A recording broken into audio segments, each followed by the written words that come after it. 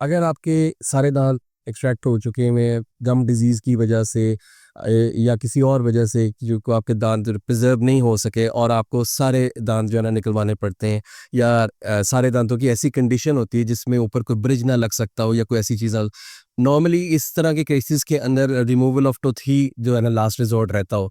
उसमें फिर ये होता है कि सारे टूथ रिमूव करके वहाँ पे इम्प्लांट्स की ही ऑप्शन होती है। So what I do in my practice is I try कि हम मिनिमली किस तरह हम इस चीज़ को लेके चल सकते हैं। For instance we have 4 implants all on 4 concept. All on 4 concept क्या चीज़ है कि आपके जैसे फॉर एग्जांपल लोअर जॉ है, लोअर जॉ में आपके सारे टीथ जो है वो निकल चुके हुए हैं, ठीक हो गया। इसमें हमारे ये होता है कि फिर हम उसमें 4 इम्प्लांट्स प्लेस करते हैं इन द फ्रंट साइड, ठीक है, और फिर उसके ऊपर हम एक ऐसा प्रोस्थेसिस लगाते हैं जो कि आपके पीछे दाढ़ों तक जो है ना वो चला जाता है। जो 4 इम्प्लांट्स के ऊपर वो आपका सारा जो है ना वो आ जाता है। सो अगेन वही बात, हर चीज़ वेरी करती है। Sometimes we have to go for all on 4, sometimes we need to go all on X. So what is all on X? All on X का मतलब ये होता है कि 4 इम्प्लांट से ज़्यादा यानी कि 5th इम्प्लांट या मे बी 6th इम्प्लांट भी इन्वॉल्व हो सकता है। फॉर इंस्टेंस आपका जॉ बड़ा है या आपके पास बोन यहाँ पे किसी एरिया में कम है, वहाँ पे हमें थिन इम्प्लांट्स की तरफ जाना पड़ता है। So we need another implant for much better कि हमें वहाँ पे एक अच्छी सपोर्ट जो है ना हम ले सके।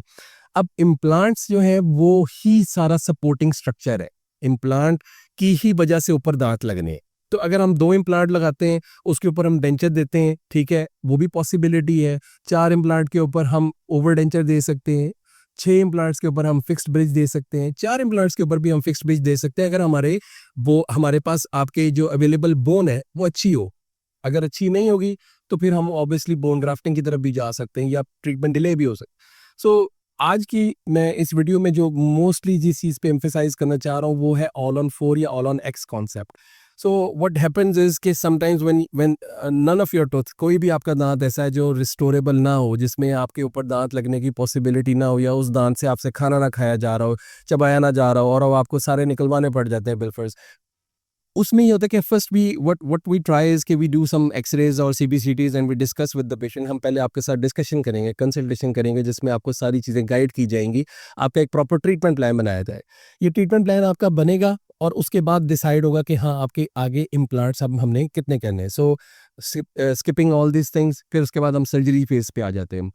माई ऑलवेज आई ट्राई कि 1 सर्जरी बेस्ट ऑप्शन, ठीक है, no second surgeries, no third surgeries. पहली सर्जरी हो उसी के अंदर हम इम्प्लांट्स प्लेस कर दें, बोन ग्राफ्टिंग अगर करनी है साथ वो भी साथ ही हो जाए। अब हम क्या करते हैं कि अब अपर सारा कंप्लीट है या लोअर सारा कंप्लीट है, ठीक है, वो सारे टूथ जो ख़राब हो चुके हैं वी रिमूव देम, रिमूव करके हम उनकी जगह पे इम्प्लांट्स लगाते हैं। अगर आपके फॉर एग्जांपल नीचे आपके 12 दांत हैं, 12 दांत का मतलब ये नहीं कि 12 ही इम्प्लांट लगेंगे।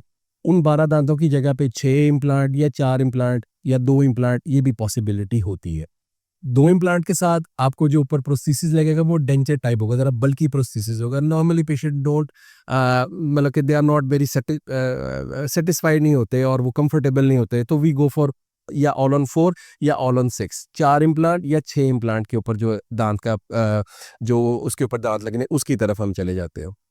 तो फर्स्ट सर्जरी में चारों इम्प्लांट्स प्लेस हो गए, प्लेस करके उसके ऊपर हम मल्टी यूनिट अबटमेंट्स लगा के उसको हम छोड़ देते हैं और छोड़ के फिर हम 2 वीक्स का वेट करते हैं या 1 वीक का वेट करते हैं, जिसमें हम उसके ऊपर थोड़ी सी गम की हीलिंग का वेट जो बेसिकली होता है उसमें वो हो जाए। उसके बाद हम ऊपर अगर रिक्वायर्ड हो तो we give a temporary prosthesis, यानी कि अगर हमें लग रहा हो कि वहाँ पे अभी गम्स अच्छी हीलिंग नहीं हुई तो वो हम टेम्परेरी एक दांत का जो है ना उसके ऊपर लगा देते हैं जो कि फिक्स होता है, दैट इज़ नॉट रिमूवेबल।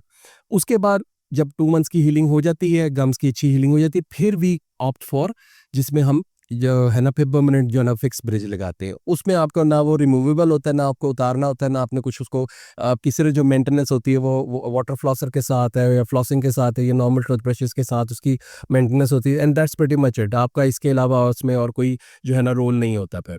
अब कोशिश यही होती है कि single surgery, implant placement done and then after 2 weeks उसके ऊपर हम प्रोसेसेस जो है ना वो लगा दें। इससे आपका टाइम भी कम हो जाता है, बच जाता है। आपकी जो कॉस्ट है वो उसमें काफ़ी फैक्टर एक इफेक्ट आ जाता है कि कॉस्ट रिडक्शन काफ़ी हो जाती है। एंड मोस्ट इम्पॉर्टेंटली इसमें ये कि when you leave our clinic we give you implants and after 2 weeks, maximum after 2 weeks we give you ऊपर permanent prosthesis. So this is the main aim of the surgery.